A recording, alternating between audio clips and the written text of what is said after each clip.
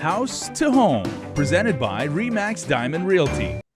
Okay, everybody, welcome back. This is House to Home, where we tell you about real estate, the ecosystem that involves it, and sometimes about policy that gets involved too. Liz and Gina are here, and ladies, let's get up to speed on the conversations that we've had in the last couple of weeks. We of course had Senator Chris Duenas a couple of weeks ago, offering perspective on that bill on parental subdivisions, and then last week we had John Duenas, the engineer, who was offering the scientific perspective. So, Liz, as it stands right now, where do we stand? Because we know the legislature will actually hear this bill. Well, the legislature is right now in session. So we were there yesterday when they opened up. And of course, we thought that they would vote on every bill as they came up. But as it stands, they introduce the bill, they introduce amendments, and they go through each and every one of them before they go back to actually vote on it, which we found very interesting. And they're in the general, the big session hall. So the public is not able to enter that section, but you can certainly sit outside in the gallery to observe. And then they also have it live. So they just started. So they have it live you can pick it up on your phone or your TV or your computer and listen into what's going on. But it's a very interesting process where as each bill comes up, they debate, they amend, and to some degree, we felt like some of them were grandstanding. Okay, well, there was a key word in Gina, because Liz touched on it and she said process. So, I mean, it's not exactly like, they come in and 5 seconds later, it's either yay or nay. I mean, it's not a jury trial, right? I mean, there is testimony, and if you feel strongly enough that you wish to lend your voice to this argument, then, your voice will be heard as a citizen. Not as a citizen, your representatives are there, right? And the process of the citizens showing up to give testimony, that's done because we've already had those public hearings about the two bills. Oh, that's right. We're past that part. Yeah. Yeah, we're past that part. So the senators right now are, we watched the process yesterday. It was really interesting. We have made an effort to go down there, and there are some, we're there. I mean, yeah, you could say we're there as realtors, but we're really there to support this cause because we really feel so passionately about it. And we have not our family members, but people in the community who have come to us and have asked for help about particularly this bill that introduces the new nitrate system. We keep referring it to as type 4, and that's the type of system that we're trying to introduce into law. Once that's introduced into law, then the injustice of decedent of probate map owners, then they will be able to build on their land, because right now they're not able to until we have a new system. And I think that's just an injustice by EPA. They're using loopholes in the law. In the current law, the way it exists, they took a part of the law that was not written clearly. It gave guidelines, but it left the guidelines to be implemented by the judges. And so EPA is now using that as their reasoning to stop building permits.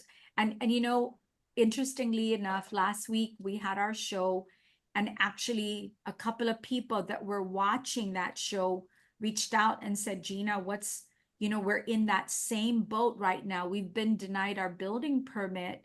What can we do? And I said, what you can do is come down and join us. That's why we're there. We're there to show our presence to the senators and ask them to please pass this bill 175-37, and also the accessory use bill, which is bill 51-37.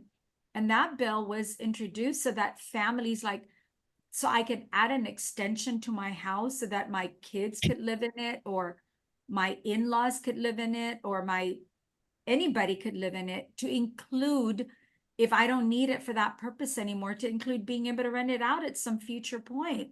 But that's the reason we're showing up, because we're trying to get these two bills. We're encouraging the senators, please do the right thing, pass these bills, give some relief to the local families who really need some relief right now. And that's why we're there. Okay, have you gotten, Liz, any other feedback since like our segments and since, people saw the story when you guys were down there? And of course there are, there's always point, counterpoint, argument, counter argument and everything like that. Have you heard from both sides? Yes, we've had counterpoints, and even while we were there yesterday, we spoke as some of the senators came out to take a break. They would come in and out, so of course, we would approach them and ask them questions about supporting the bill, especially those that were not in support of the bill. And some of the feedback we got that they felt that there are certain items in the bill that they were not in agreement with. And I think Gina and I are in agreement that it seems that maybe the bill was, it's not clear to them, the language in the bill. And they have to go back and really read, what is the language actually to see what it states, because some of them seem to think it means one thing or didn't realize that it did cover a certain item. So I think it's critical to be familiar with the information and, and I know that they're going to be debating it, but yes, we're getting feedback from both sides. But Gina and I just want to emphasize this bill gives you, the public, the ability to build on your property, even if it's sitting over the aquifer. And depending on the size of your lot, it'll give you the ability to build. And it's a much safer because it does address the nitrate system. And again, emphasizing we are concerned about our water quality, our treatment of our water, but this system does help. And it addresses our housing shortage. I don't know how much more can we emphasize. It's not just as a realtor, it's as a citizen of Guam, this will help our current problem. And if they choose not to vote for it, then what solution do you have? What other alternatives do you have? And it's always a financial constraint about the sewer system. But here's an immediate relief. And so for you, the public that's listening, please reach out to your senators, especially if you're deeding property to your children and you want them to have the ability to build on the property. This is why we are fighting for this cause, to allow you to have your children build as well as you build on your property. There you go. Simple as that. Okay, Gina, I'd like to give you the last word. Hope springs eternal. And, we try and be very optimistic and very positive on this segment because we want people to, again, have a positive impact with real estate and realize how important it is to the larger macro economy of Guam. Assuming the bill gets passed, right? It's been 3 decades since I was in U.S. government class, right? Where does it go like from here? It's still got to go to the governor for her signature before it becomes law, right? Correct. Yeah. Correct. And could they could landowners start building, assuming that step passes as well? Like, could they start building right away? Well, not the building permit process is a lengthy one. I know it took me over 8 months to get my permit for my land. I started last year and it took me over 8 months to get my permit, and I wasn't building over the aquifer. So yeah, yes, you could start building right away if you have when this bill passes, what essentially will happen. And I say when, because it's got to pass, Jason. Right now, our only alternative is regular septic tanks. If we're truly concerned about the environment, this bill has to pass because it reduces the nitrates up to 70%. I cannot understand not wanting the bill to pass because it really modernizes our septic tank, right? And so once the bill passes, you go to your designer, you tell the designer if you want to use the system, and you have to because you're over the waterlands area. And there is somebody in our community right now that has these systems in place. And the good news is Weary has already been testing the system, so they know all about it. But my understanding is the bill also says that EPA will have 12 months to come up with rules and regs to govern the system.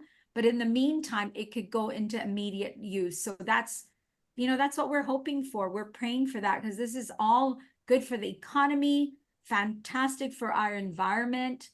So all around, it's just something that we really are hoping will pass. And There- I know the good senators will vote accordingly because they can see that this is good for our community.